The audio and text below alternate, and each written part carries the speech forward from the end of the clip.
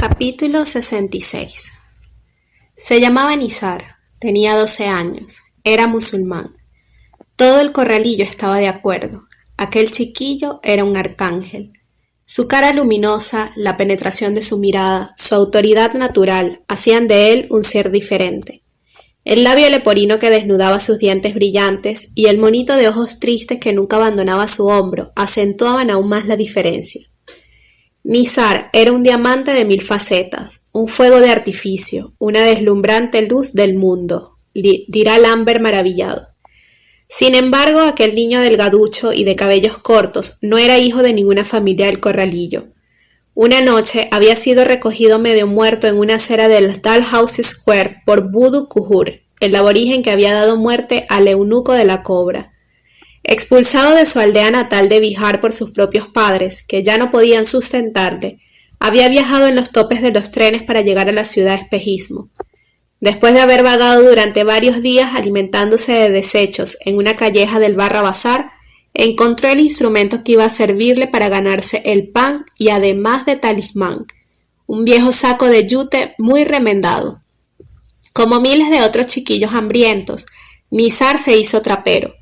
Todas las noches iba a vaciar sus lastimeros hallazgos en el antro de un trapero mayorista y recibía a cambio unas moneditas, a veces una rupia o dos. Un día uno de los revendedores le regaló un mono, bautizado con el nombre de Hanuman. El animal se convirtió en su compañero inseparable. Dormía con él en las aceras. Las noches de monzón se refugiaba bajo la galería cubierta de una tienda o bajo las arcadas de la avenida Schöringen. Su pasión era el cine. En cuanto ganaba unas paisas, se precipitaba con Hanuman en una de las caravaneras que vendían ensueños a los pobres de los barrios de barracas. Su actor preferido era un tal Dilip Kumar, que siempre representaba papeles de príncipes y de maharaj que vestían túnicas de brocado con muchas joyas y a quienes acompañaban bellas cortesanas. La integración de aquel niño musulmán abandonado al mundillo hindú del corralillo no planteó muchos problemas.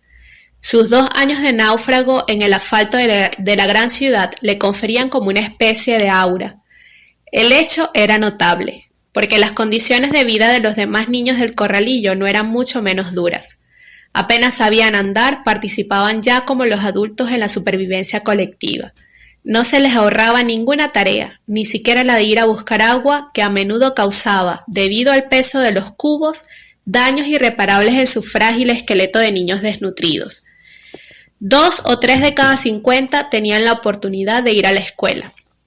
Las lecciones nocturnas que subvencionaba el bolsillo de Lambert aún no beneficiaban a nadie en el corralillo. Casi todos los niños trabajaban desde los 7 u 8 años. Unos eran vendedores o auxiliares de vendedores en una especiería, el taller de un remendón, un chatarrero o tiendas de pan y bidi. Otros trajinaban desde el alba hasta la noche en algunos de los figones de la calle principal. Otros conocían la esclavitud de las pequeñas fábricas que proliferaban en el slum. Los 2 hijos del ex marino de Kerala se ganaban el sustento y 20 rupias al mes que permitían a sus padres comprar tan solo 8 kilos de arroz, faenando 10 horas seguidas en uno de esos pequeños presidios de las cadenas de barco. Antes de la llegada de Nizar, había 3 niños en el corralillo que ejercían igualmente el oficio de trapero. No era una ocupación muy lucrativa. En un slum nunca se tira nada, y todo lo que puede aprovecharse, la menor escoria de carbón, un residuo de torta de boñiga, un jirón de camisa, un casco de botella, una corteza de coco, despierta innumerables codicias. Para hacer una buena pesca hay que ir donde están los peces, declaró una noche el pequeño Nizar a los otros 3 niños traperos.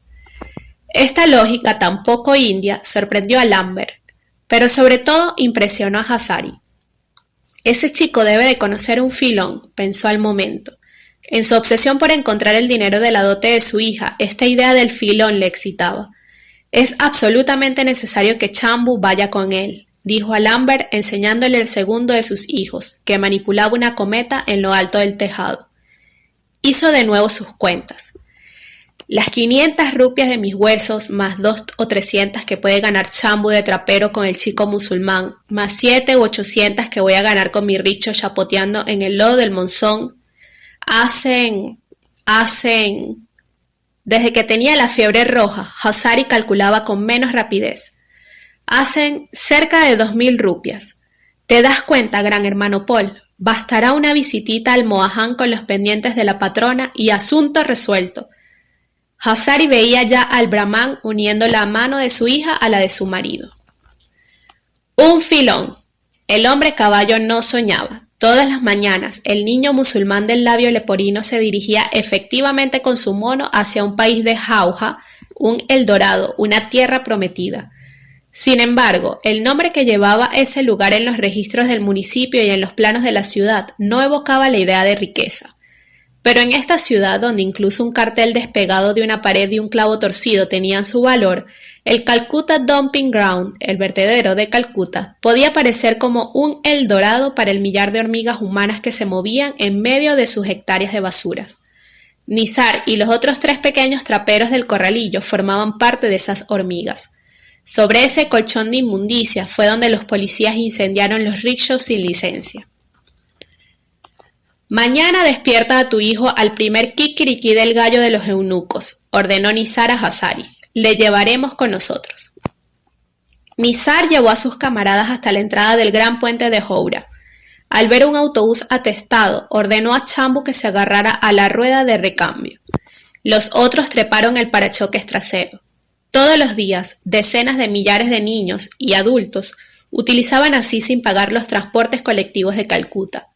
Pero no eran los únicos que estafaban a la compañía. Los verdaderos reyes del robo eran ciertos cobradores que, según se decía, se embolsaban una parte del dinero vendiendo a los pasajeros billetes falsos. En el infierno de la circulación, viajar en equilibrio sobre los parachoques o en las ruedas de recambio, agarrado a los racimos humanos que colgaban de las ventanillas o asido al menor saliente, era una acrobacia peligrosa. Casi todas las semanas los periódicos mencionaban la muerte de algún viajero clandestino que había sido triturado entre las planchas metálicas, aplastado por las ruedas de un cambio, electrocutado por un trole de tranvía. ¡Abajo, muchachos! La orden de Nizar rasgó el aire ya ardiente del amanecer.